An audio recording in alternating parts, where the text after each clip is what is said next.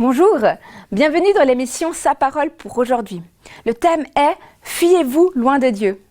Par derrière et par devant, tu m'assièges et tu mets ta main sur moi. Psaume 139, verset 5.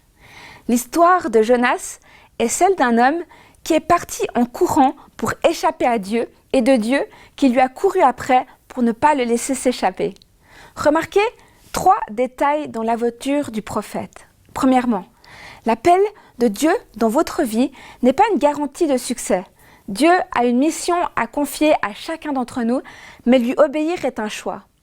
Jonas n'avait aucune envie d'aller prêcher aux gens de Ninive. Quand enfin il accepte d'obéir à Dieu, les résultats furent étonnants.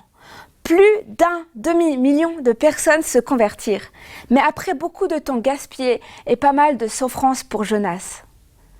Deuxièmement, connaître la vérité ne veut pas dire marcher selon la vérité. Le prophète connaissait parfaitement les Écritures. Sa prière dans le ventre du poisson contient pas moins de 11 références à des passages de l'Ancien Testament.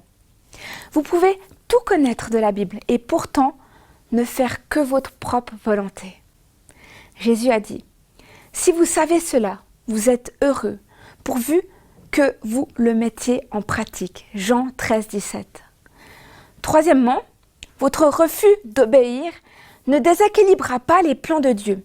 Si vous refusez d'obéir, Dieu se servira de quelqu'un d'autre, mais ses plans s'accompliront.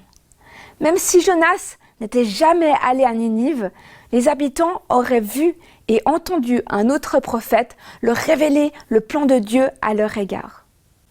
Néanmoins, Dieu n'abandonne pas aisément la poursuite. Un certain Azig a écrit « Dieu ne vous forcera jamais à lui obéir, mais il dispose d'un immense talent de persuasion. Si la douce voix de son esprit ne suffit pas à vous influencer, dépêchez-vous de vous souscrire à une solide assurance contre les orages et les tempêtes qui risquent de s'abattre sur vous ensuite. Lorsque Dieu vous appelle, pourquoi pas ne pas lui répondre? Parle, ton serviteur écoute. C'était Sa parole pour aujourd'hui. À bientôt.